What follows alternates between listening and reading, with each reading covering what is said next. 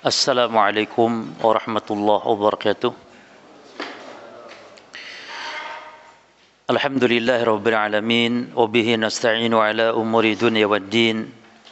Wa sallallahu wa sallam wa baraka ala sayyidina wa habibina Muhammadin wa ala alihi wa ashabihi wat tabi'in wa man tabi'ahum bi ihsanin ila yaumiddin. Wasallama tasliman katsira, amma ba'd. Para jamaah kaum muslimin wal muslimat rahimani wa rahimakumullah. Kita melanjutkan membaca kitab Al-Wajiz Fiqh Sunnati wal Kitabil Aziz karya Syekh Abdul Azim Badawi Al-Khalafi hafizahullah taala. Kita di pembahasan tentang sunnah-sunnah di dalam salat dan sunnah-sunnah dalam salat. Yakni ada dua macam, ada sunnah qauliyah, sunnah-sunnah dalam ucapan atau bacaan-bacaan, dan yang kedua sunnah al-fi'liyah, sunnah-sunnah dalam perbuatan. Di dalam pembahasan yang sudah kita bahas adalah poin keempat, yaitu bacaan di dalam salat. Ya. Adapun kalau bacaan ini maksud yakni surat selain Al-Fatihah. Karena kalau Al-Fatihah dia bukan sunnahnya solat, tapi rukun solat yang tidak sah solat tanpa baca Al-Fatihah. Adapun Al-Quran selain Al-Fatihah maka hukumnya sunnah. Nah, kita simpulkan bahwa berdasarkan hadis Aisyah radhiyallahu anha, ada seorang sahabat yang diutus oleh Nabi menjadi pemimpin dalam sebuah pasukan yang disebut Sariyah. Jadi Sariyah ini pasukan khusus yang Nabi tidak ikut.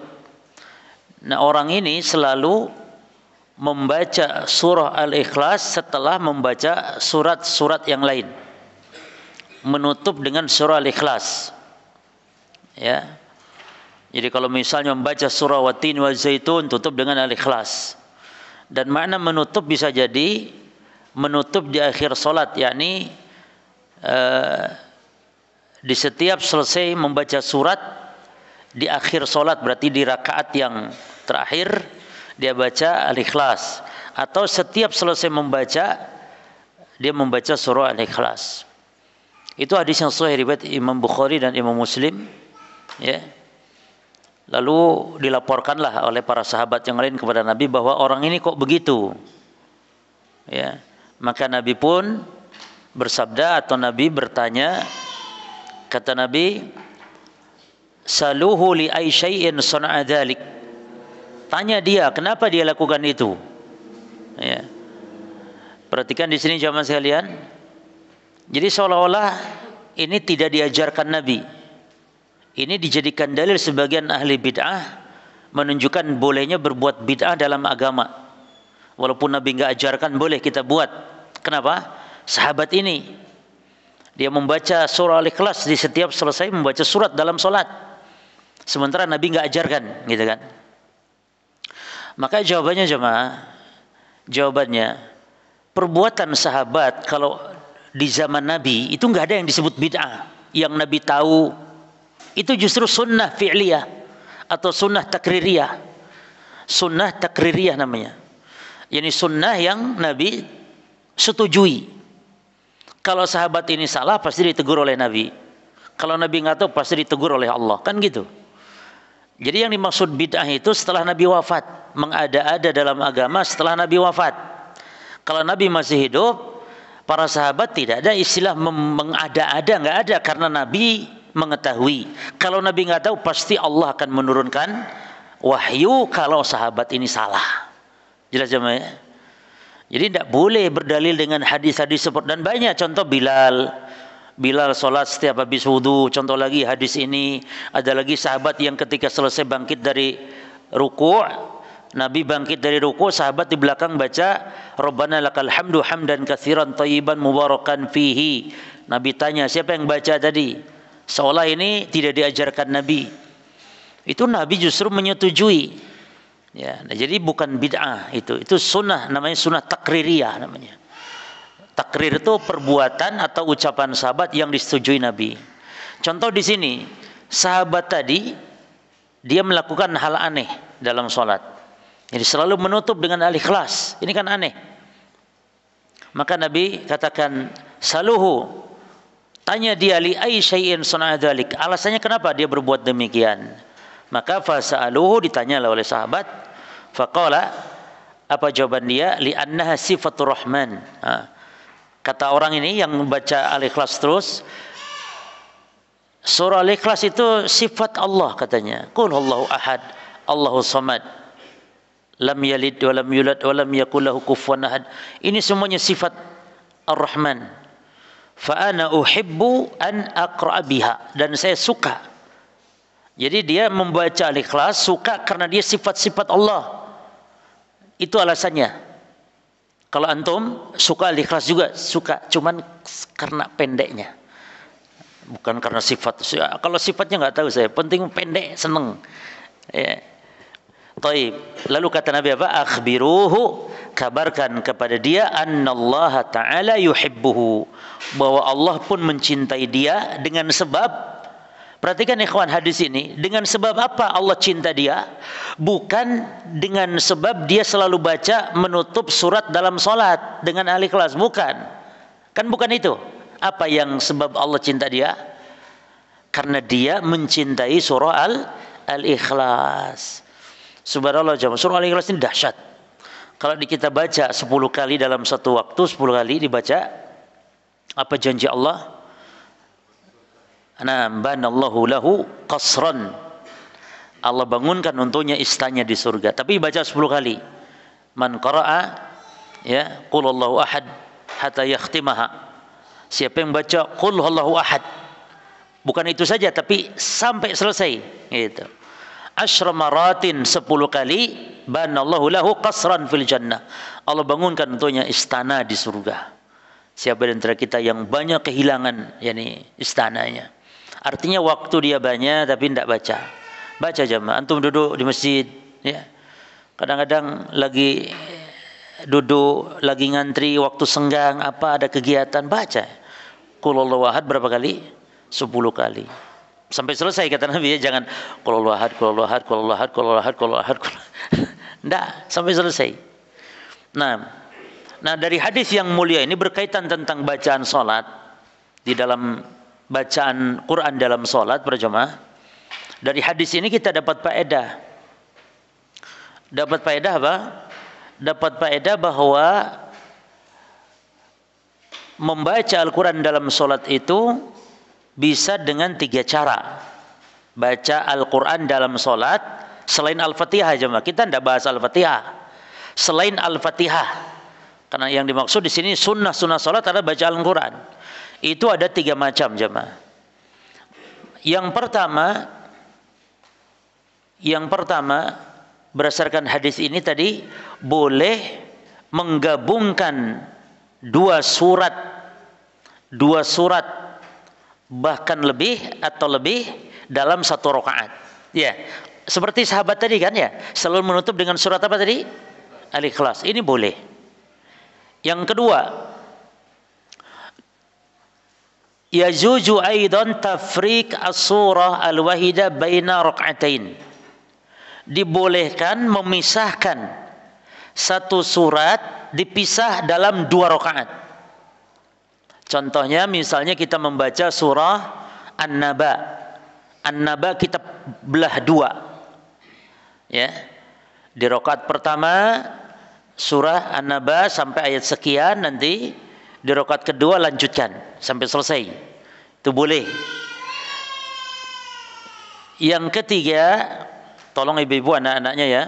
Tolong anak-anaknya. Sampai mana? Suka lali nih, anak gitu suka lali. Yang ketiga jemaah. Yajuzu qira'atu surah al-wahidah fi rak'atain. Boleh membaca surat yang sama dalam 2 rakaat. Boleh membaca surat yang sama dalam 2 rakaat. Nabi pernah dalam salat subuh jemaah. Hadis Mu'ad bin Abdullah al-Juhani, ya. Itu Nabi membaca fi subhi, karena Nabi SAW yaqra fi subhi, Nabi pernah membaca dalam salat subuh, idza zulzilatil ardu zilzalaha fi raq'ataini kiltaihima, dalam 2 rakaat itu baca surat itu juga. Artinya di rakaat pertama Al-Zalzalah selesai, di rakaat kedua juga surah Al-Zalzalah juga. Jadi antum kalau ada imam membaca suratnya kok 2 kali, antum jangan subhanallah Pak Imam. Nggak boleh. Jangan dianggap apa imamnya lupa. Mau surahnya Al-Falaq. Loh, rakaat kedua yo Al-Falaq pisan. Keliru Pak Imam. Nggak keliru. Baik imam itu lupa ataupun sengaja, maka ini boleh. Dan antum jangan protes. Oh, imam ke masuk suratnya foto. Ini Rasul, dan ini Rasul bukan lupa. Jangan dianggap lupa nih Rasul SAW. Kata Syekh Albani rahimahullah taala, "Adh-dhahir annahu sallallahu alaihi wasallam fa'ala dzalika 'amdan lit-tasyri'." Kata Syekh Albani rahimahullah taala, Rasul melakukan itu, membaca Al-Zalzalah dalam 2 rakaat suratnya sama, itu Rasul sengaja, bukan karena lupa. Sengaja ingin menunjukkan disyariatkannya dan bolehnya. Jelas ya? Jadi kadang-kadang kan kita juga lupa. Tadi watini wa zaitun, rakaat pertama. Kedua watini lagi. Bukan favorit, lupa, boleh. Atau sengaja, boleh. Jelas sama ya? Tapi selesai, itu hanya kesimpulan dari bahasan kita yang lalu. Masuk sekarang al-khamis yang kelima, sunnah salat. Apa itu sunnah maknanya di sini? Kalau dibaca berpahala, kalau tidak dibaca pun kita tidak berdosa, salatnya sah, hanya kita rugi. Jadi jenengan sholat nggak baca Al-Quran sah, asal baca Al-Fatihah. Dan kemarin sudah kita bahas, jangan sampai lupa. Kalau salah baca selain Al-Fatihah, kalau salah baca sampai merubah arti, kalau selain Al-Fatihah sholatnya sah, nggak masalah. Ya. Tapi kalau Al-Fatihah yang salah dan sampai merubah arti, jadi salah itu ada dua macam. Lahan itu salah baca. Lahan itu ada 2 macam. Pertama, lahnul jali, salah baca yang jelas yang merubah arti. Yang kedua lahnul khafi, yang samar yang tidak merubah arti. Nah, kalau Al-Fatihah sampai merubah arti, salatnya tidak sah. Ya. Ghairil maghzubi alaihim, ghairil maghzubi ngamta ngalaihim, itu merubah arti. Al-kamdu merubah arti. Kenapa kok bisa dibedakan gini jemaah? Kalau surat lain kok sholatnya sah? Karena kata para ulama, kalau Al-Fatihah itu kan tiap hari orang baca Al-Fatihah, terus diulang-ulang seumur hidup. Kita ini tiap hari minimal baca Al-Fatihah berapa kali jemaah? Minimal 17 kali kita baca. Nek masih salah juga, yang gak ada maaf bagimu. Jangan jadi imam kalau Fatihah saya tidak bisa. Makanya kita pernah ngaji waktu di Saudi jemaah. Kok di awal-awal ngaji diulang-ulang Al-Fatihah. Ternyata pas saya ngaji di hadapan Syekh, ternyata salah semua saya ini. Salah itu sudah merasa saya ini paling abdul, baik, mantap. Ini ujub juga, mantap. Ternyata salah kabeh jemaah. Salah semua, banyak salahnya. Ini kita ini kalau dikoreksi sama syekh yang mutqin dalam hafalan, dalam tajwid, banyak akeh salah. Tapi tidak masalah. Yang penting jangan salah yang merubah arti jemaah. Ya, seperti tadi. Seperti misalnya maghzubi atau yang lain. Tapi kalau surah yang lain selain Al-Fatihah ketika salah, apalagi yang khafi, yang jali pun tidak sampai membatalkan salat. Jelas ya? Taib. Jadi maksud sunnah salat di sini dalam bacaan yang dimaksud apa? Yang sunnah ya. Walaupun apa yang disebutkan oleh mu'alif ini ulama tidak sepakat. Contoh di sini sekarang, poin kelima. Di antara sunnah salat adalah kata beliau at-tasbihu fir ruku'i was sujud. Kata beliau, tasbih di dalam ruku' dan sujud. Nanti akan kita bahas, para ulama beda pendapat. Ya. Jadi memang ngaji kitab Al-Waziz ini jemaah tidak boleh ditelan bulat-bulat. Harus ada bimbingan, karena di situ banyak hal yang beliau memang merojihkan, ya, langsung tanpa menyebut khilafnya. Jadi dalam kitab Al-Waziz ini para jemaah jangan dipahami ini adalah paten semua disepakati ulama, enggak. Banyak hal yang khilaf, bahkan banyak atau ada hal-hal yang beliau merojihkan namun ternyata lemah penrojihan beliau ini. Ya. Contoh dalam masalah at-tasbih fi ruku' as-sujud. Beliau memasukkan tasbih dalam ruku' dan sujud. Tasbih apa maknanya? Mensucikan Allah. At-tasbih mensucikan Allah dalam ruku' dan sujud. Beliau membawakan dalil an Hudzaifah qala, dari Hudzaifah dia berkata, "Shallaitu ma'an Nabi sallallahu alaihi wasallam." Aku pernah salat bersama Nabi sallallahu alaihi wasallam, fa kana yaqulu fi ruku'ihi, beliau membaca dalam ruku'nya subhana rabbiyal azim. Wa fi sujudihi, dan dalam sujudnya beliau membaca subhana rabbiyal a'la. Taib. Wa an Utbah bin Amir, dan dari Utbah bin Amir qala, dia berkata, kana Rasulullah sallallahu alaihi wasallam idza raka'a, adalah Nabi sallallahu alaihi wasallam apabila beliau ruku', qala, beliau membaca subhana rabbiyal azimi wa bihamdihi salatan. Membaca subhana, kalau beliau ruku' membaca subhana rabbiyal azim wa bihamdihi. Ya, jadi hadis yang tambah wa bihamdihi juga sahih. Boleh antum tambahkan wa bihamdihi salatan 3 kali. Wa idza sajada, dan apabila beliau sujud, qala, beliau membaca subhana rabbiyal a'la wa bihamdihi, ya, maha suci Rabbku yang maha tinggi. Subhan itu maha suci, ya. As-sabh, sabah itu juga berenang, ya. Berenang diartikan as-sabh. Kenapa? Mensucikan diambil dari kata berenang, ya.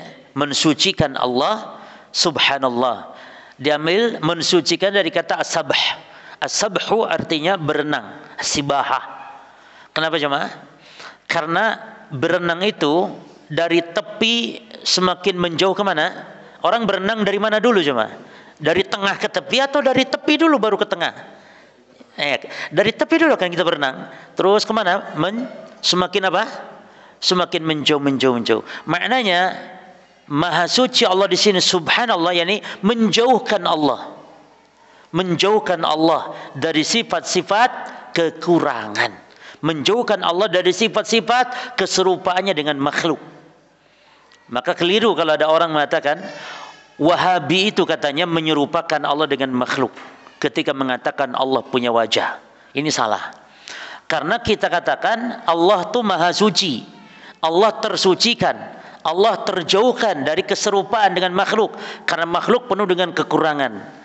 Kalau kita katakan Allah serupa dengan makhluk, berarti kita telah merendahkan dan menghinakan Allah. Maka kita katakan Allah punya wajah, punya tangan, tentu tangan wajah yang sesuai dengan keagungan Allah, tidak seperti dengan tangannya siapa? Tangannya makhluk. Mana dalilnya? Laisa kamitslihi syai'un wa lam yakul lahu kufuwan ahad. Ayat semacam ini banyak. Jadi tidak mengharuskan menetapkan sifat Allah itu menyerupakan, ya. Itu kata mereka, menuduh, itu istilahnya tuduhan, ya. Sehingga mereka takut menyerupakan Allah dengan makhluk, sehingga tidak mau menetapkan sifat Allah, akhirnya lari kepada pengingkaran sifat. Jadi takut jatuh ke mulut buaya tapi jatuh ke mulut harimau, akhirnya begitu, ya kan? Takut jatuh tamsil, menyerupakan, sehingga mengingkari sifat. Enggak boleh.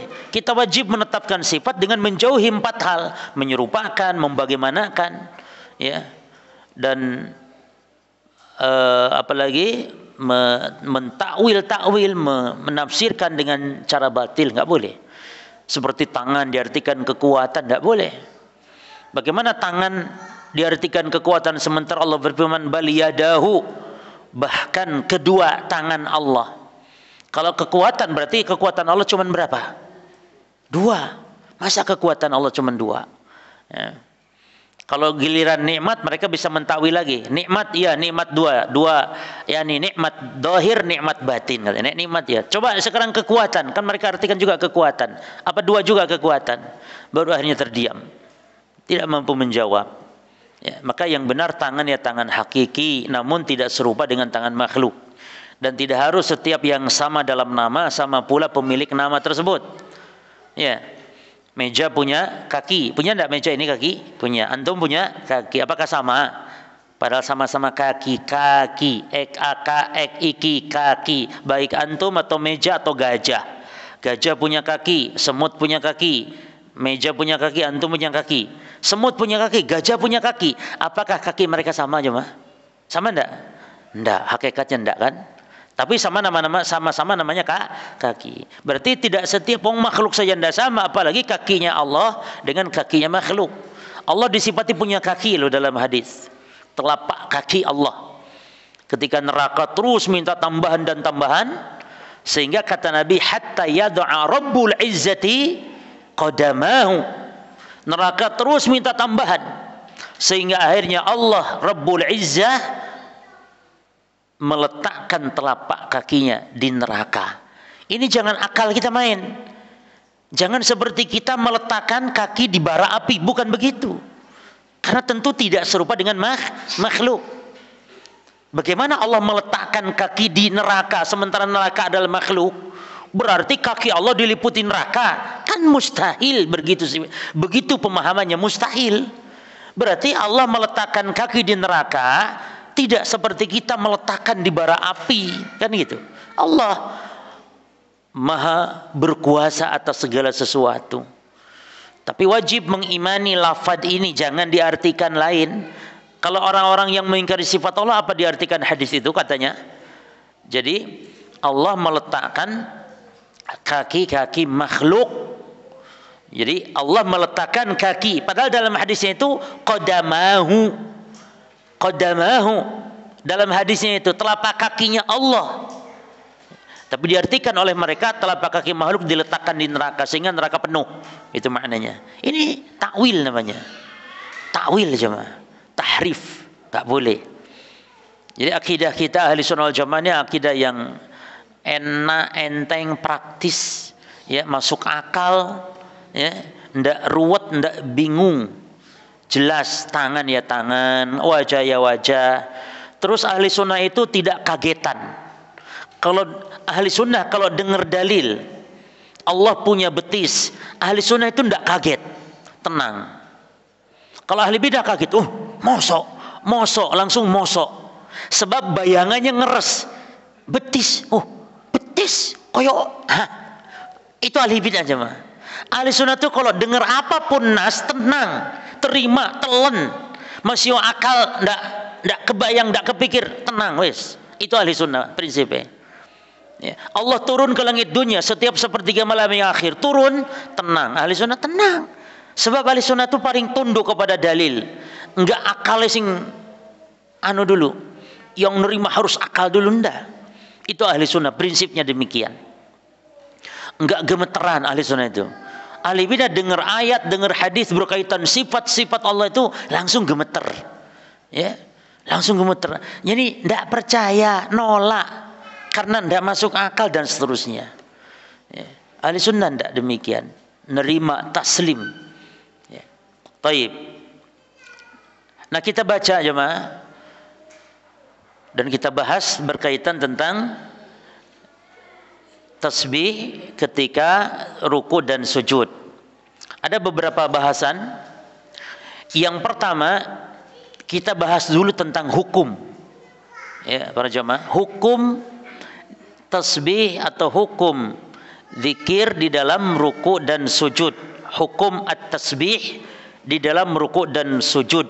Ikhtilaf para ulama, tahu kan? Padahal di kitab Al-Waziz apa jemaah? Langsung belum memilih. Apa hukumnya di sini katanya tadi? Sunnah. Karena ini sunnah salat. Hukum tasbih fi ruku' wa sujud, kita katakan ikhtilaf ulama kepada dua pendapat. Al-qaulul awal, pendapat pertama, anna tasbih fi ruku'i wa sujud wajibun. Ini pendapat pertama. Dan ini madhab Hambali. Tasbih dalam ruku dan sujud hukumnya wajib, dan ini madhab Hambali, madhab Zahiri. Siapa Zahiri itu? Kalau Hambali, Imam Ahmad bin Hanbal. Kalau Zahiri siapa jemaah? Penisbatan ke siapa? Imam Ibnu Hazm Al-Andalusi. Kenapa ada kata Zahirinya? Karena Imam Ibnu Hazm itu ulama, di antara ulama yang berpendapat dan banyak mengambil dalil-dalil itu melihat dohirnya. Kalau dalam masalah sifat-sifat Allah, yang melihat dalil secara dohir mantap, jelas ya. Tapi hatta dalam masalah fikih pun Imam Ibnu Hazm ini selalu melihat dohirnya, maka disebut dohiri. Akhirnya jadi rancu jemaah. Contoh. Jadi rancu pendapatnya itu gitu loh. Karena sebab itu tadi melihat dohirnya. Contoh, Nabi kan melarang kencing di air yang diam, yang tergenang, yang tidak mengalir. Kata Nabi, la yabulanna ahadukum fil ma'id daim alladzi la yajri. Kata Nabi, jangan sekali-kali kalian kencing di air yang diam, yang tidak mengalir. Jelas hadisnya. Dohir hadis ini kata Imam Ibnu Hazm, yang dilarang itu apa cuma tadi? Kencing di mana? Di air yang diam. Kata beliau, karena madhabnya dohiri tadi, kata beliau berarti nek kencingnya di lubang di aqua, di botol, paham?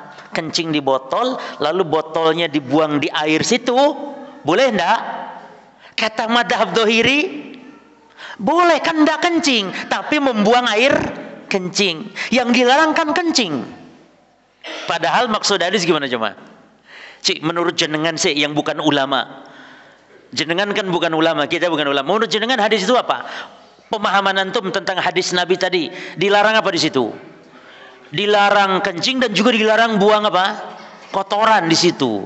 Karena kan di antara hikmahnya supaya air itu tidak kotor sehingga bisa digunakan. Kan gitu maknanya. Nah, disitulah mazhab dohiri kadang banyak hal yang rancu di situ. Jadi beliau mengatakan boleh membuang air kencing di air yang diam. Kenapa? Kan itu ada hadis. Hadis itu maksudnya jangan kencing. Dohirnya kan begitu. Nah, jadi kalau masalah memandang nas secara dohir dalam masalah sifat-sifat Allah, oh kokoh mantap. Cuman juga terkadang ada kesalahan. Contoh lagi, Allah berfirman tentang sifat Allah ya. Allah berfirman, kata Allah dalam hadis qudsi, Ibnu Adam yasubud dahra, ya, yu'din Ibnu Adam yasubud dahra wa ana dahr. Perhatikan hadis ini. Kelanjutannya ada uqallibul laila wan nahar. Kata Allah dalam hadis qudsi, Bani Adam menyakitiku. Bani Adam menyakitiku, kata Allah. Mereka mencela, mencaci masa. Padahal aku adalah ad-dahr.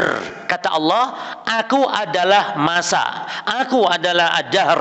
Kata Allah, hadis ini tidak selesai. Belum. Kata Allah, uqallibul laila wan nahar. Aku yang membolak-balikan siang dan malam. Itu maksud aku adalah dahr. Nah, kata madhab dhahiri di antara nama Allah adalah wa ana dahr.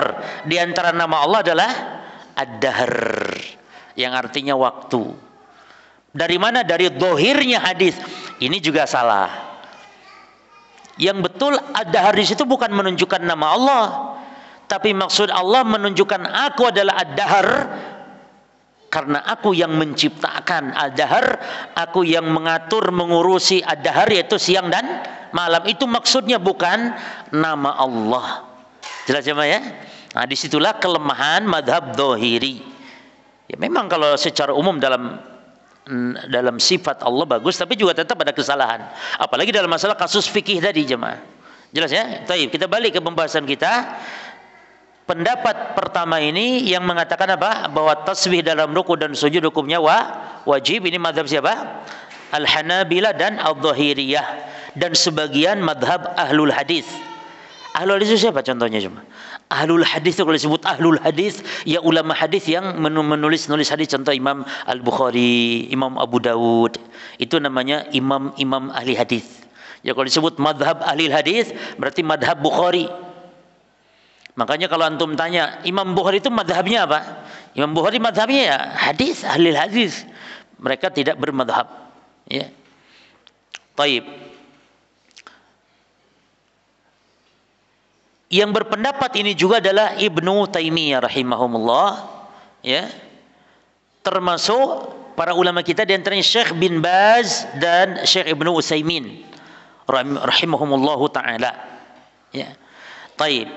Apa dalil mereka tasbih, ruku', sujud ini wajib? Ya. Hadisnya ketika turun firman Allah fasabbih bismi rabbikal azim, fasabbih bismi rabbikal azim, ini surat apa jemaah? Fasabbih bismi rabbikal azim. Surah apa?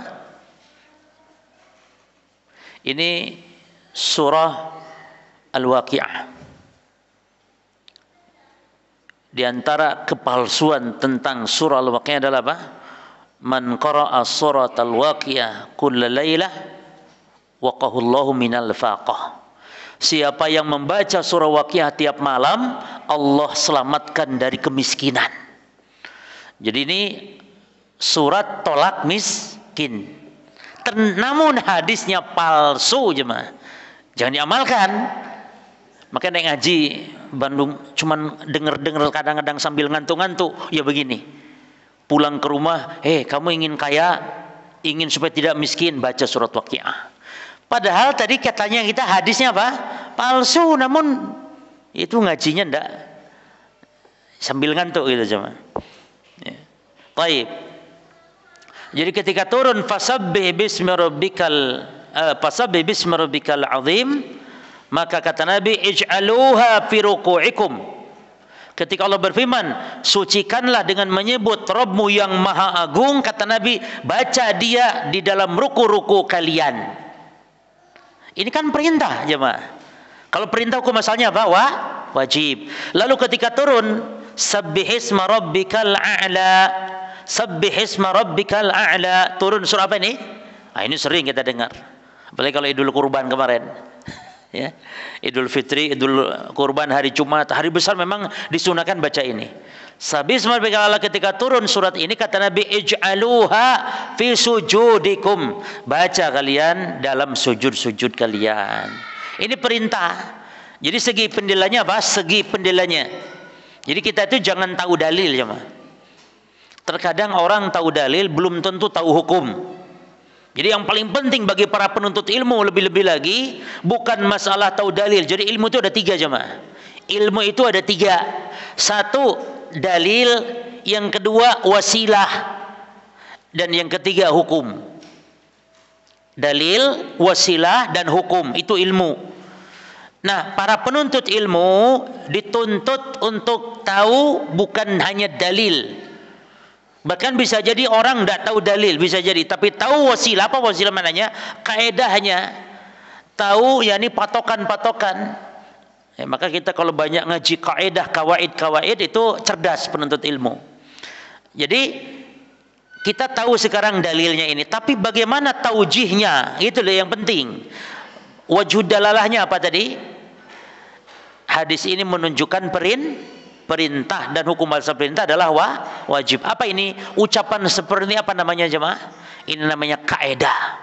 Ini namanya wasilah dalam menetapkan hukum dari dalil. Jadi dalil bisa menjadi hukum itu ada wasilah, kaedahnya. Apa kaedahnya di sini? Al-amru yadullu 'alal wujub. Setiap perintah menunjukkan kepada wajib. Selesai. Sekarang al-qaulus tsani, pendapat yang kedua. Anna tasbih fir ruku' wa sujudi sunnatun. Apa? Sunnah. Sebagaimana siapa? Kata siapa? Sebagaimana kata siapa? Penulis. Dan ini adalah juga madhab al-jumhur, madhab mayoritas dari kalangan Syafi'iyah, kalangan Malikiyah, kalangan Hanafiyah. Termasuk ada riwayat dari Imam Ahmad. Jadi kalau dikatakan madhab Hambali itu mengatakan wajib tadi ya. Tapi ada juga riwayat dari Imam Ahmad. Maksudnya Imam Ahmad pun yakni cenderung kepada pendapat ini. Apa itu? Sunnah. Dan ini adalah pendapat kebanyakan para fuqaha. Kalau tasbih fi ruku'i was sujud sunnah. Mana dalil sunnahnya jemaah? Dalil sunnahnya mana? Dalil sunnahnya adalah, tolong perhatikan segi pendalilannya yang penting. Dalilnya adalah hadisul musi'i fi solatihi. Dalilnya, dalil menunjukkan sunnah adalah dalilnya apa? Hadis orang yang buruk dalam solatnya. Antum ingat hadis? Ada orang yang masuk masjid lalu solat lalu salam kepada Nabi, lalu kata Nabi apa? Suruh ngulang solat. Sampai berapa kali? Sampai 3 kali jemaah. Irji fasalli fa innaka lam tusalli. Solat lagi dia. Datang kepada Nabi, salam lagi. Itu berarti salam itu jemaah. Kalau kita kehalangi tembok, ketemu lagi salam lagi. Kehalangi tembok lagi, salam lagi. Lihat orang ini. Kata Nabi, irji fasalli fa innaka lam tusalli. Salatlah lagi kamu karena tadi kamu enggak salat, enggak sah ya nih salatmu. Salat lagi. Sudah tuh salam lagi. Nabi jawab lagi salam. Makanya kalau ada orang ucap salam, antum jawab. Jangan antum malah salam tahe ngedui po ojo salam. Lu jamaah wallahi salam ini lebih dahsyat dari duit 1 M sekalipun. Masa Ustaz? 1 M. Pilih mana? Oh, berat ujian aja mah. Ojo 1 M lah. Aku sendiri belum pernah lihat duit 1 M. 1 juta sampai dikei duit 1 juta sampai dikei salam. Pilih mana aja mah? Kadzab, bohong. Kalau pilih salam. Padahal hakikatnya salam itu luar biasa jemaah. Apa makna assalamualaikum? Yani keselamatan dunia akhirat menyertaimu. Dapat duit 1 juta tapi tidak selamat. Atau Allah yang bernama As-Salam menyertaimu. Luar biasa. Jadi assalamualaikum itu jangan marah antum. Kadang-kadang kita assalamualaikum, salam toh gini. Duit apa piye? Lah jemaah, salam tuh masya Allah. Maka salam. Makanya salam itu bukan diucapkan tok tapi disebarkan. Afsyus salam bainakum. Yani tebarkan jemaah. Para salaf dulu ke pasar bukan untuk belanja, tapi sekedar untuk menebarkan salam. Dan kita masya Allah, Indonesia ini kaum ya negeri yang di kita ini masya Allah manusia bertebaran. Sampai akhirnya kebablasan, ikhtilat campur baur laki perempuan. Saking di kita negeri yang penuh dengan kesibukan. Menunjukkan manusia berbaur seperti ini itu kesempatan untuk apa jemaah?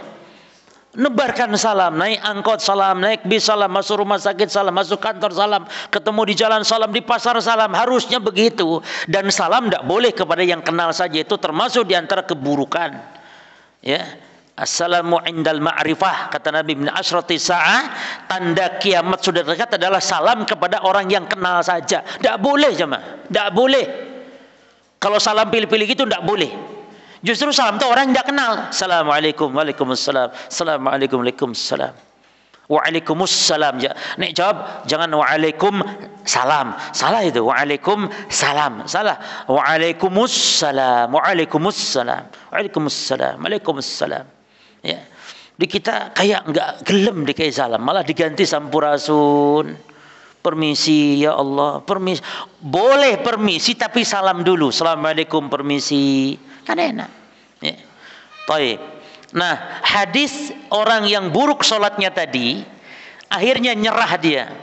Ketika sudah 3 kali, akhirnya dia nyerah, ya Rasulullah. La uhsinu ghairahu. Wahai Rasul, saya tidak bisa sholat kecuali ya itu sudah. Saya tidak bisa lagi sholat ya Rasul. Fa'alimni, ajarkan saya.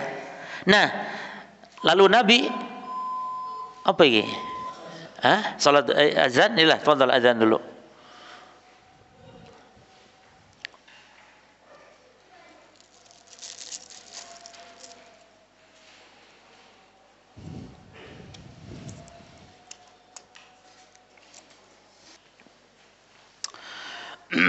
Bismillah, alhamdulillah, wassalatu wassalamu ala rasulillah wa ala alihi wa ashabihi wa man wala, amma ba'd. Para jamaah sekalian, kaum muslimin wal muslimat rahimani wa rahimakumullah. Tolong kembali fokus ke hadis kita, hadis orang yang buruk salatnya tadi. Lalu Nabi ajarkan dia salat.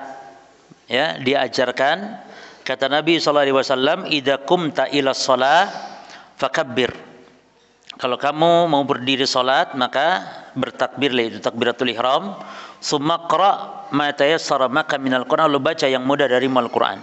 Lalu kata Nabi, "Summarka hatta tatma'inna raqi'an." Lalu rukulah kamu sehingga kamu tumaknina. Jadi orang ini salahnya itu karena tidak tumaknina cuma. Maka hadis ini hadis tentang orang yang buruk salatnya tadi, itu babnya tentang apa hadis itu? Bab tumakninah dalam salat. Ya. Lalu kata Nabi, "Summarfa hatta ta'tadila qa'iman." Lalu angkatlah kepalamu dari ruku sampai tegak sempurna. Sumasjud, lalu sujudlah hatta tatma'inna sajidan. Ini ada jeda, ada berhenti. Kemudian sujud sampai tumanina dalam sujud. Sumarfa, lalu bangkit dari sujud hatta tatma'inna jalisan, sampai sempurna duduk. Lalu kata Nabi, "Waf'al." Perhatikan, "Waf'al dzalika fi sholatika kulliha." Lakukan itu di seluruh salatmu. Hadis ini kata para ulama yang tadi, bagaimana kita segi penilainya terhadap bab kita ini sekarang? Di sini Nabi mengajarkan orang yang sholatnya jelek. Ini posisi penting. Namun di sini Nabi tidak menyebut apa jemaah? Tidak menyebut apa dalam bab kita sekarang? Tidak menyebut tasbih ketika ruku, kan ya? Nah, ketika Nabi tidak menyebutkan tasbih, berarti menunjukkan ini tidak wajib. Sehingga jatuhlah hukumnya sunnah. Nah, jadi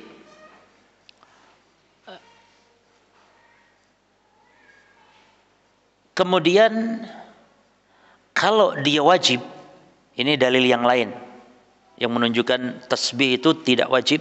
Kalau dia wajib, berarti harus ditebus dengan apa kalau lupa? Kalau dia wajib, sujud sahwi. Sementara ini tidak.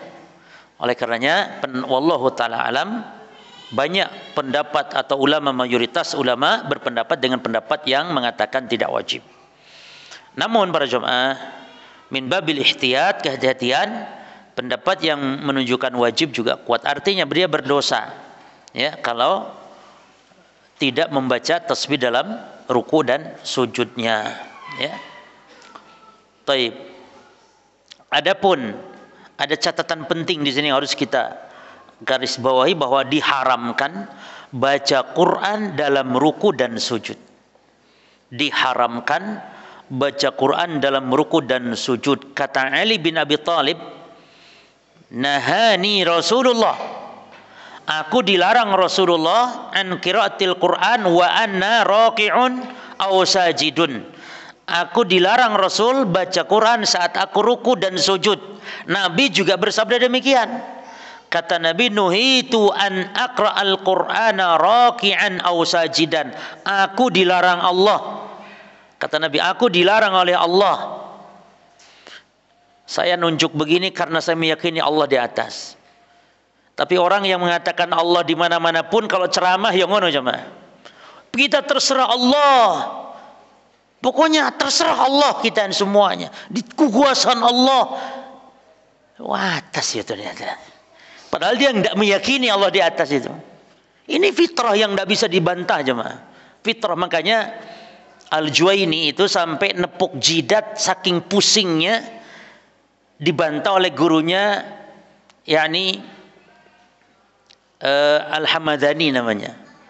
Jadi Imam Al-Juwaini ini kan yang meyakini, karena akidah Asy'ariyah, meyakini bahwa Allah tidak di atas, tidak di bawah, kiri kanan, pokok Allah tidak di mana-mana, Allah maujud bila makan.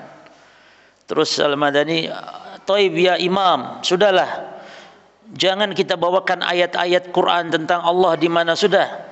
Ini loh, kita kalau sedang doa, Allahumma, kita nih pikiran gak bisa untuk, yakni kita membuang pikiran selalu ketika Allahumma, ya Rabb. Seketika kita ngomong ya Allah, selalu pikiran tuh manteng ke atas. Ini bagaimana membuang perasaan ini, wahai Imam?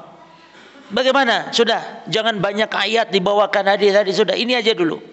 Akhirnya dia nepuk jidat, turun dari mimbarnya.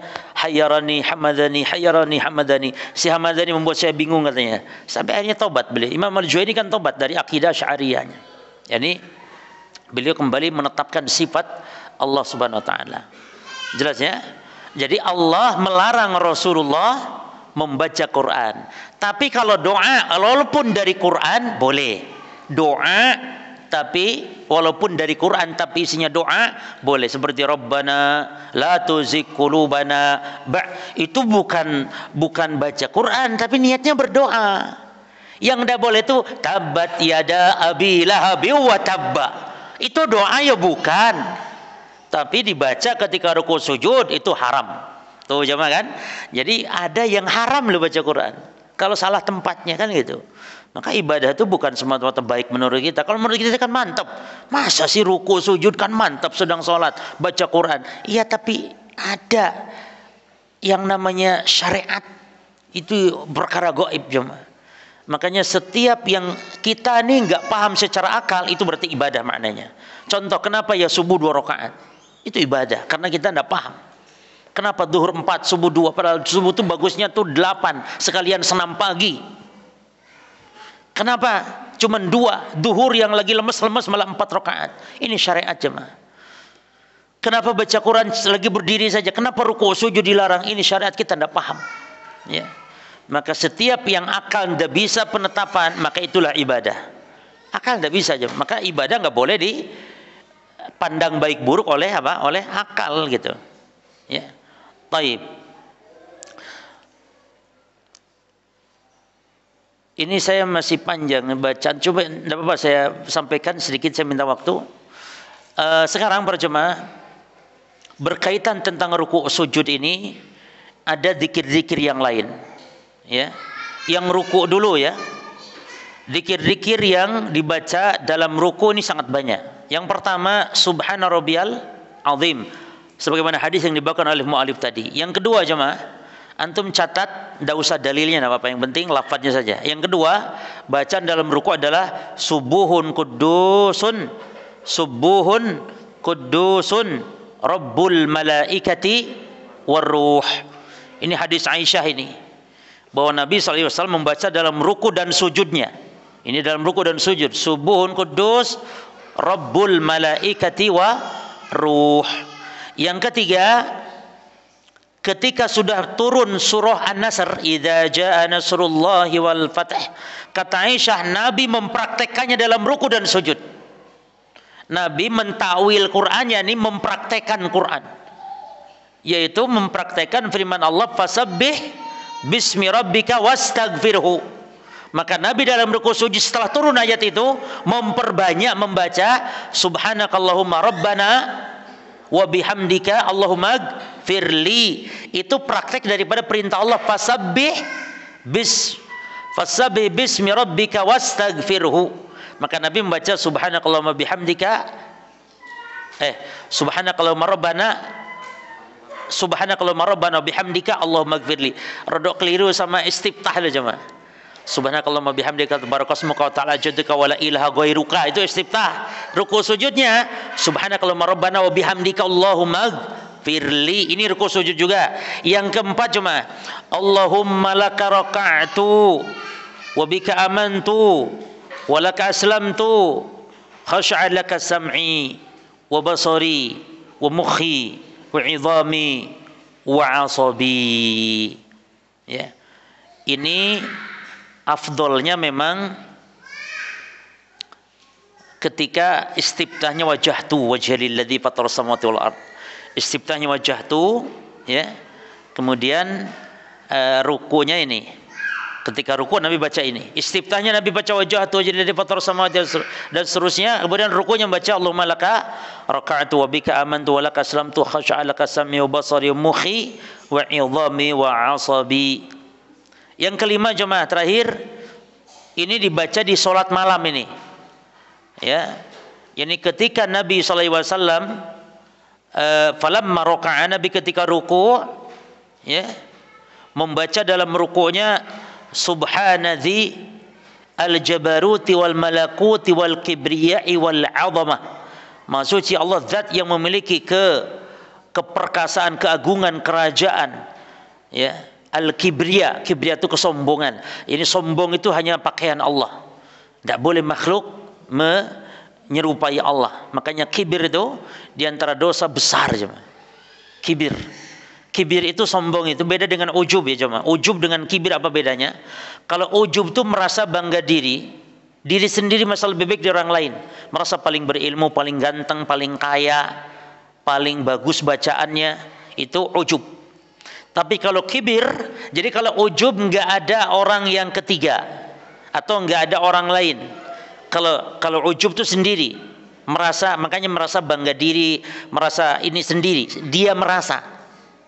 Adapun kalau kibir, dia ada orang lain yang jadi korban, direndahkan, dihinakan, merendahkan orang lain. Itu kibir.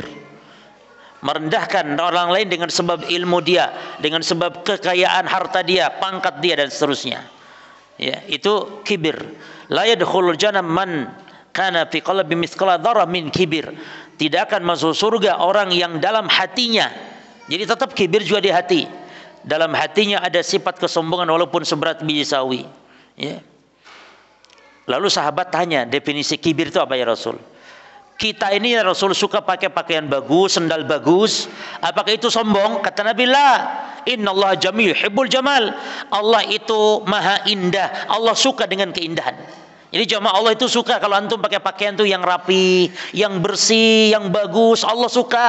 Karena Allah itu adalah Allah jamil. Allah itu maha indah. Allah suka keindahan. Allah tidak suka kalau ada muslim pakaiannya kusut. Tak boleh muslim pakaian. Jangan ingin menunjukkan apa? Ingin menunjukkan apa? Cuma pakaian kusut, compang-camping lah. Allah lebih suka nikmatnya itu kita gunakan. Antum punya uang, beli pakaian yang bagus, yang rapi, beli setrikaan. Jangan celana itu sudah kayak sok beker sepeda motor yang melingkir itu, nggak pernah disetrika. Katanya juhud. Ilah ya kawan. Rasul wangi, beli antum parfum. Allah tidak suka dengan orang yang dia mampu namun tidak. Kalau tidak mampu nggak masalah. Ini mampu tapi pakaian asal-asalan. Bahkan Islam memperhatikan rambut. Apa kata man kana lahu sya'run falyukrimhu. Siapa yang piara rambut silahkan tapi muliakan. Jadi rambut itu minyaki jemaah, disisiri yang punya rambut. Silahkan. Makanya anak tidak mau Pak, anak rambut panjang tidak mau, karena tidak mau ngurusnya, capek, ribet. Ya, maka anak gundul terus ini, enak gundul tuh, nggak usah sampoan. Ini tidak rambut panjang tapi tombean dibiarkan, pecah-pecah dibiarkan, kucel. Ya, ini tidak boleh demikian. Ya, taib. Jadi ini 5 zikir di dalam ruku' ya. Adapun dalam sujud para jemaah ada tambahan khusus, yaitu ada doa-doa khusus. Nah, ini nanti akan kita kaji insyaallah di pertemuan berikut. Ada pertanyaan yang masuk ya. Bagaimana bentuk berbuat baik kepada hewan, khususnya mungkin kemarin ketika berkurban. Para jemaah, dalil yang umum adalah Allah di dalam hadis tentang ini, kaidah umum ya. Kita dianjurkan berbuat baik. Kata Nabi, innallaha katabal ihsana ala kulli syai'. Sungguhnya Allah telah mewajibkan berbuat ihsan pada segala sesuatu. Allah telah mewajibkan untuk kita berbuat ihsan yang terbaik padahal apapun, segala sesuatu. Lalu kata Nabi merinci, fa idza qataltum fahsinul qitlah. Kalau membunuh, perbagus dalam membunuh. Membunuh loh jemaah. Membunuh apa maksudnya? Yang boleh dibunuh seperti tikus, hewan-hewan ada, kita diperintah untuk membunuh hewan, tapi dalam membunuh perbagus. Bagaimana supaya cepat mati? Jangan mentang-mentang ini tikus boleh dibunuh lalu tikus dimasukin ke kresek. Mati pelan-pelan yo koyo. Enggak boleh, harus matiin secepat. Terus fa idza dzabhtum, kalau menyembelih maka perbagus dalam menyembelih. Nah, bagaimana kita berbuat baik ketika menyembelih? Nabi menyebutkan dalam hadis, kata Nabi, wal yuhidda hadukum syafratahu. Hendaknya salah seorang kalian dalam menyembelih menajamkan golok. Yani golok semakin tajam itu semakin berbuat baik kita kepada hewan. Lalu fal yurih dzabihatahu. Hendaknya hewan yang akan kita sembelih itu merasa nyaman jemaah. Makanya menyembelih ada 2 cara. Satu dengan diberdirikan hewannya, dan itu jika hewannya unta, maka berdiri dengan cara apa? Diikat kaki yang kiri depan. Lalu biarkan yang 3 dia kakinya menopang ketiga kaki. Adapun kalau selain unta maka dibaringkan. Kemudian juga cuma kita lihat kemarin video-video ya, entah orang ngirim, banyak orang yang berbuat sapi itu loh cuma. Kenapa enggak belajar bagaimana cara gulingkan sapi aja loh, cuma sapi harus dibanting sampai kesakitan. Ada teori bagaimana menggulingkan sapi. Kalau enggak buat seperti ada alat yang dibuat teman-teman kita itu di Mojokerto, dia punya alatnya, enak. Sapi cukup seret. Ini enggak dibuntang banting, itu juga berbuat yani zalim kepada binatang. Kemudian juga menyembelih harus ditutup, jangan sampai melihat, ya. Maka ngasah golok juga di hadapan dia. Ini bentuk Islam berbuat baik ketika menyembelih. Dan ternyata cuma daging hewan ya yang disembelih dengan cara tenang, dengan hewan daging yang disembelih dengan cara tidak tenang, maka itu berbeda dalam rasa daging. Ini dibuktikan oleh orang Australia. Dibuktikan ternyata memang demikian, sembelihan Islam sangat indah sekali. Jadi hewan itu kalau melihat dia stres, maka ketika disembelih pengaruh pada dagingnya ketika hewan itu stres. Maka kalau menyembelih jangan di depan hewan itu, disembunyikan para jemaah. Ini mbahlah hewan mau disembelih ngasah golok, bentar lagi lu mati, bentar lagi ya. Hewan dilihatkan darahnya, jangan demikian. Sembunyikan satu-satu kalau bisa. Ya, demikian percuma di antara bentuk berbuat baik kepada hewan. Cukup? Ada yang tanya, monggo, satu saja atau enggak? Demikian mungkin apa yang kita bisa bahas, dan insyaallah kita masih di sunnah-sunnah salat ya. Dan terakhir nanti tentang doa dalam tasyahud juga akan kita bahas. Jadi doa dalam tasyahud itu ternyata dua tasyahud, baik tasyahud awal ataupun tasyahud akhir ada doa, boleh berdoa. Demikian pula nanti tentang salam. Salam yang kedua itu salam yang sunnah. Adapun salam yang pertama itu salam yang fardu. Artinya salam itu cuman mimbabil ikhtiyat, kehati-hatian tetap jamaah ya. Salam itu yang kuat nanti yang kita rujikan adalah dua-duanya harus salam, dua-duanya. Walaupun sebagian ulama berpendapat satu juga boleh. Artinya gini jemaah, ada orang yang salam, lalu baru ke kanan sekali, mohon maaf dia kentut. Belum salam yang kedua, kentut dia. Ini menurut jenengan bagaimana hukum sholatnya orang ini?